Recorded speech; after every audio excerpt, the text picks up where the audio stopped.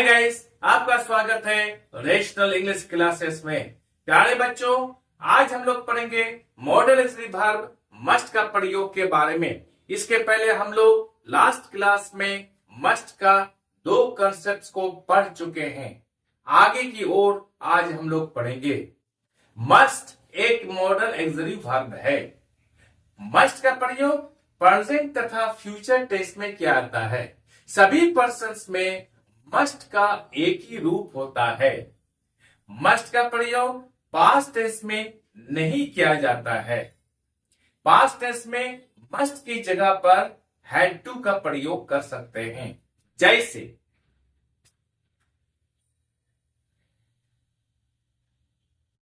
Modal verbs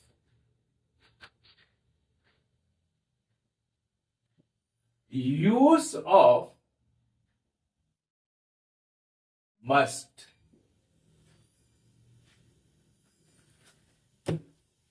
must का प्रयोग के बारे में पढ़ेंगे हम लोग। अगर मस्ट की जगह पर हम मस्ट का प्रयोग प्रेजेंट तथा फ्यूचर टेंस में किया जाता है, पास्ट टेंस में नहीं किया जाता है। अगर पास्ट टेंस में प्रयोग करना हो तो मस्ट की जगह पर हम लोग हैड टू का प्रयोग करेंगे।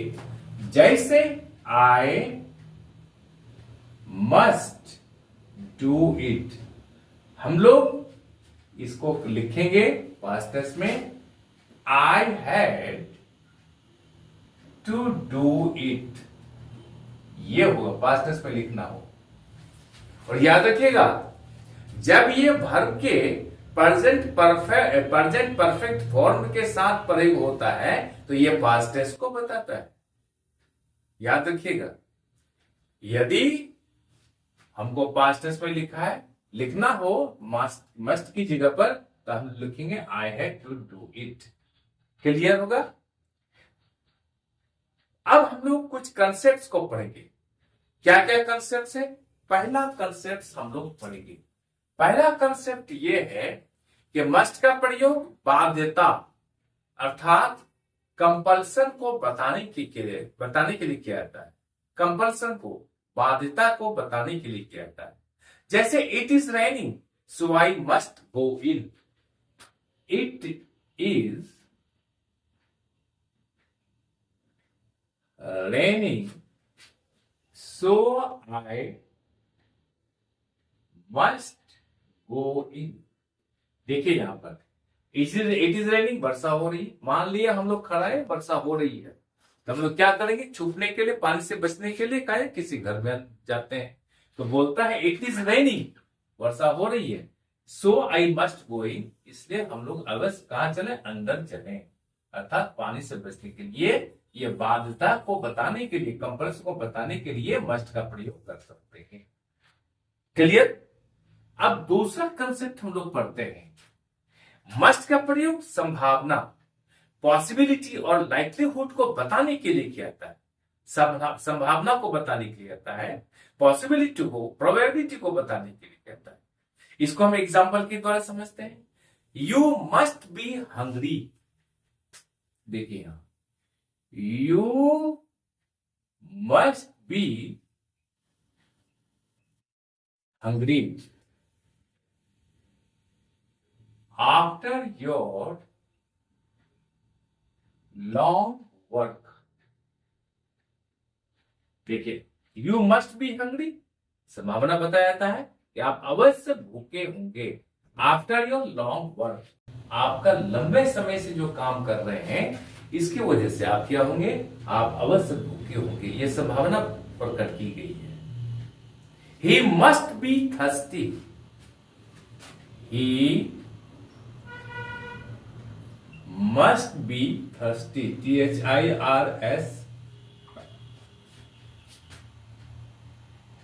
thirsty after his long journey।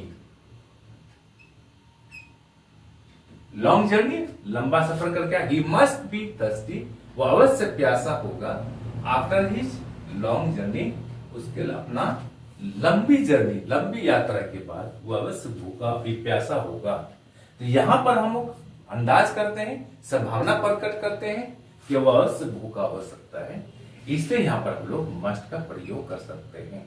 ये समझ गए आप लोग कि पॉसिबिलिटी को, संभावना को प्रकट करने के लिए मस्ट का प्रयोग कर सकते हैं। अब नंबर 3 पढ़ते हैं हम लोग। नंबर 3 में क्या कह रहा है? मस्ट का प्रयोग आवश्यकता अर्थात नेसेसिटी को प्रकट करने के लिए किया जाता है। नेसेसिटी को, आवश्यकता को बताने के लिए किया जाता है। जैसे we must do as we are told, we must do as we are told, यानी वी मस्ट डू, हम लोग अवश्य वो काम करें। कौन काम? एज वी आर टोल्ड, जैसा हम लोग को कहा गया है। ये जैसा है कहा गया वैसा कीजिए, नेसेसिटी है, जरूरी है। दूसरा एग्जांपल लेते हैं, students must get up early, students must get up early and start their work. Students must get up early. विद्यार्थियों का अवश्य सवेरे उठना चाहिए and start their work, और अपना काम को शुरू करना चाहिए। ये क्या है? नेसेसिटी, जरूरी विद्यार्थी के लिए क्या है? अवश्य पहले जागना चाहिए और अपना काम को शुरू कर देना चाहिए, पढ़ाई लिखाई शुरू कर देनी चाहिए। तो नेसेसिटी को प्रकट करने के लिए, आवश्यकता को प्रकट करने के लिए हम लोग मस्ट का प्रयोग कर सकते हैं। संभावना को प्रकट करने के लिए हम लोग यहां पर मस्ट का प्रयोग कर सकते हैं। समझ रहे हैं? और यहां पर क्या करता है कि कंपल्सन अर्थात बाध्यता को बताने के लिए यहां पर हम लोग मस्ट का प्रयोग कर सकते हैं। आज मैंने आपको 3 कंसेप्ट्स पढ़ाया। अब हम लोग ये देखते हैं क्या कभी कोई क्वेश्चन इससे रिलेटेड आया है? तो हाँ आया है। क्या आया है? 2011 का आर्ट्स में आया है। 2011 का आर्ट्स में एक क्वेश्चन आया है। क्या है? जो सीरियल नंबर 2 में बताया गया, you dash have heard the name of Bhagat Singh, you dash have heard the name of Bhagat Singh.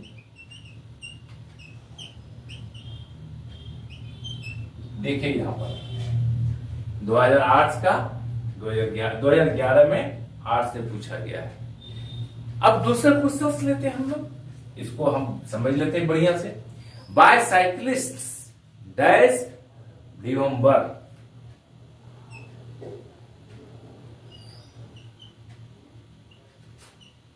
Dash remember, क्या रिमेंबर करना चाहिए? जब बाइसाइकिल लेके जाते हैं तो सिग्नल को देखना चाहिए, to signal when they turn.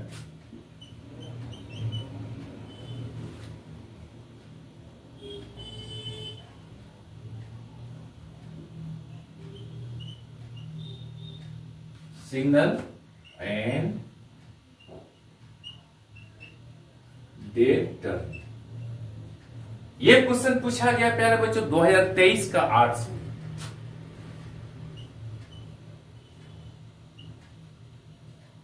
ये सीरियल नंबर 3 से है, ये सीरियल नंबर 2 से है। इसको हम लोग पढ़ लेते हैं। इसका ऑप्शन दिया हुआ था 2023 में, ऑप्शन दिया हुआ था। क्या ऑप्शन दिया हुआ था?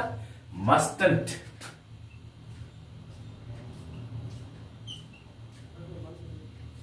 उसके बाद क्या हुआ? मस्त के बाद has to, had to do,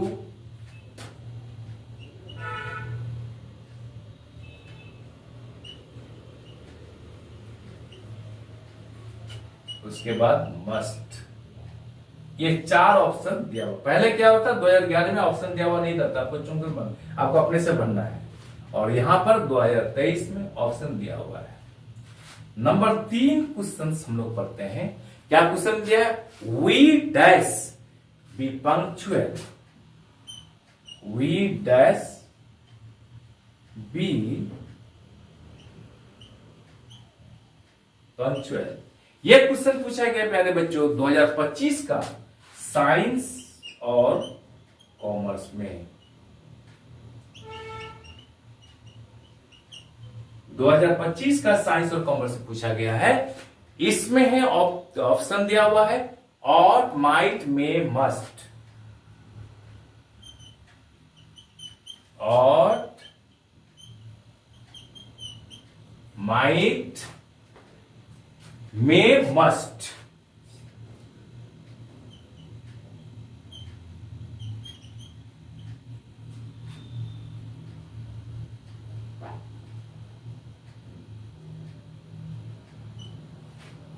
ये 2025 का साइंस और कॉमर्स में पूछा गया है। देखिए अब हमको भरना है इस पॉइंट को देखते हुए। क्या भरना है हम लोग को कि एक नंबर में है, क्या नंबर में, you dash have heard the name of Bhagat Singh. 2011 का क्वेश्चन पूछा गया है। ये सीरियल नंबर देखिए 2, यू मस्ट बी हिंदी, यानी ये संभावना प्रकट किया गया है।